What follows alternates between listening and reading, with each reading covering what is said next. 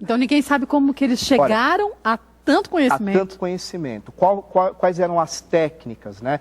Qual era a metodologia, essa é a palavra correta, para que eles pudessem chegar nesse conhecimento. Então, muito se perdeu. Nós temos algumas literaturas tardias, que nós chamamos, que uma delas é o Popol Vuh, que é do século XVI, né? E a outra é do século XIII, que é o Shilabhalan, que é uma outra literatura que fala sobre os maias. Mas não explica em detalhes não, também nenhuma nem outra. Porque os maias eles foram mais ou menos até o ano 900 no ápice da sua civilização, e mais ou menos do ano 900 até o ano 1000, 1100, entra numa decadência profunda, que é uma outra coisa que mexe com essa coisa do misticismo, né? Porque como que uma sociedade tão elaborada, tão organizada, de repente ela acaba, né? Então, quais os fatores sociais, políticos, econômicos, enfim, que levou a isso? Muitas vezes a gente acaba fazendo pré-julgamentos. Eu acho que os maias foram muito pré-julgados nesse sentido também, né? Muito se falou que, na verdade, eles copiaram de outros povos e depois conseguiram dar uma leve melhorada. Mas quando qualquer um busca um pouco mais de informação sobre essa civilização, a gente vê, ou então tem a possibilidade de chegar no México, em Yucatán e ver. Você, vendo pessoalmente, você vê uma coisa louca. Determinado horário que o sol bate, existem alguns furos num templo de um astrônomo. Em Chichén Itzá. Chichén Itzá. Tem fotos, eu acho, também, que mostra isso, né? Não sei se vocês vamos ver se a gente tem. Tem aí, Rafa, a foto de Chichén Itzá? Eu trouxe algumas fotos. Deixa eu ver a minha relação. É a 2. São 10 fotos. Eles vão colocar. Porque quando o sol chega num certo ponto, ele entra, eu lembro isso faz uns 12, 13 anos que eu fui para lá. O sol ilumina uma pequena passagem e você depois, parece que se abre um livro à sua frente. Isso, ali. Projeta imagens, né, de uma serpente emplumada, que na verdade era um deus maia chamado Kukulcán, né, que simboliza, é uma ideia filosófica muito interessante. Por quê? Kukulcán nada mais é do que a dualidade entre céu e terra. Então eles tinham uma visão total do cosmos e do planeta, né? E tudo isso comungava numa pessoa, que era o rei, né? Então ele agregava tanto o conhecimento da Terra quanto o conhecimento do cosmos. E a totalidade de Kukulcán seria um estágio. Então, por exemplo, o que seria isso? É o momento que o ser humano ele abandona a materialidade e ele vai encontrar a sua verdadeira essência. Pois é, mas um povo antiquíssimo desse, como conseguia ter isso em mente? A importância da gente abandonar a matéria e de encontro que de fato faz a diferença, que é a espiritualidade, tem você a religião que for, mas é o que vai interessar. E o quanto que os povos hoje em dia, ditos modernos, ficam ali parados, esperando o sol chegar àquele ponto, e a gente não entende por quê. De repente, quando você vê a magia de algo se abrir ali à sua frente, você fala, puxa... E para tanto, era necessário um conhecimento do movimento de rotação da Terra, de translação, dos movimentos da Lua. Eles tinham que conhecer a posição do planeta no sistema solar.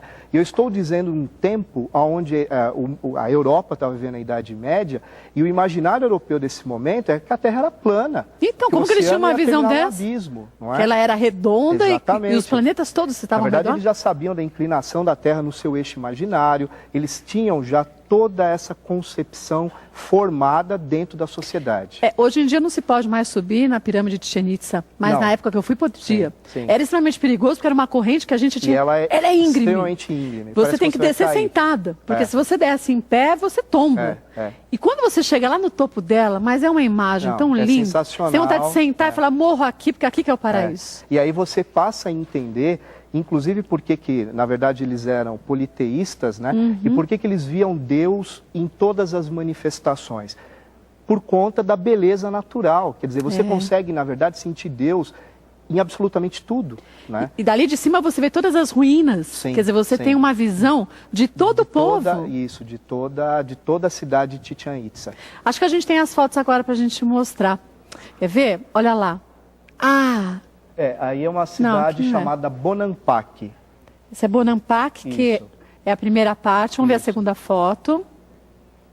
E essa cidade, Bonampak, fica próxima a Chichén Itzá? Não, é um pouco distante. É um pouco distante? Mas é uma cidade bastante importante dentro hoje da história dos maias, porque a próxima foto eu acho que vai mostrar a parte interna do templo, que mostra um outro lado da civilização, que é um lado que mostra sacrifícios, guerra, que que durante um longo tempo acreditava-se que os maias não eram guerreiros, né, como os astecas, que é uma outra estrutura de civilização. E aí depois, mais para frente, nas outras fotos, a gente vai ver o quanto que eles eram guerreiros. Isso. E o quanto que as lutas eram extremamente selvagens, né? Era a luta do seu tempo, né? Com a cabeça dos outros. Não mais selvagem do que as guerras que a gente vê hoje. É verdade, só que as daquela época eram declaradas e as de hoje não são, né, também.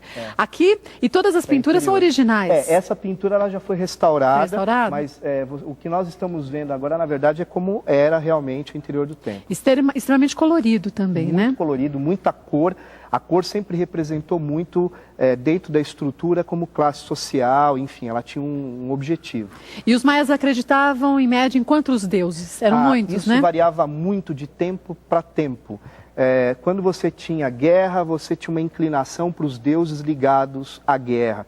Quando o problema era água, você tinha uma inclinação a isso. Então era muito sazonal essa perspectiva da fé. Eles, na verdade, depositavam toda a confiança e necessidade nos deuses, de acordo com a necessidade do povo no momento, né? É importante frisar que toda a sociedade maia, ela era voltada por pensamento religioso. Então, desde o momento que a criança nascesse, que ela já teria uma série de adivinhações, né, profecias dentro do calendário maia, aquilo já definia o futuro daquela criança. Se ele seria um rei, se ele seria um lutador, enfim. Qual seria esse futuro? Caminho dele. Isso. Vamos passar para a próxima foto? Essa é a mesma foto que a gente está falando, mostrando bem como que eles viviam e como eles trabalhavam em comunidade. Na próxima, acho que já entra Chichén Itzá, se eu não me engano. Ai, que lindo! Isso. Essa é a pirâmide de Kukulcán, que, né, traduzindo, significa serpente emplumada. Esse templo é onde ocorre aquele fenômeno que você disse, que é no equinócio, quando o sol bate a pino, como se fosse no corrimão, mas não é um corrimão claro, na lateral. Você vai ter uma imagem ali que lembra a serpente emplumada.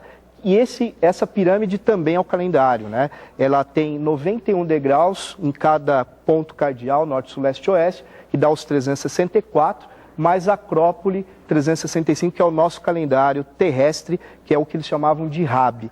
E aí tem um fenômeno, Kátia, muito interessante, que se você bater a palma do lado da escada, o som ele vai propagando e você tem o som de um quetzal, que é uma ave sagrada para os maias. Então você bate aqui na palma e você escuta o som do quetzal. É impressionante. O que ainda, além de ser impressionante, é impressionante a gente até voltar o quanto que eles tinham um conhecimento para conseguir montar uma pirâmide com pedras extremamente pesadas e de uma forma que a gente não passa uma folhinha assim. Lembrando que no mapa, não tem nada. E no mapa da cidade, as pirâmides elas estão voltadas com diferença, porque o ponto magnético ele tem uma diferença por ponto geográfico, né, os pontos cardeais. E os maias já sabiam isso. Então todo o templo ele tem na planta da cidade essa inclinação para o norte geográfico, porque senão o fenômeno não daria certo. E da onde que vem tanto conhecimento? É impressionante. Essa cidade ela já tem uma influência que nós chamamos de tolteca, né? Que já não é o período 100% maia.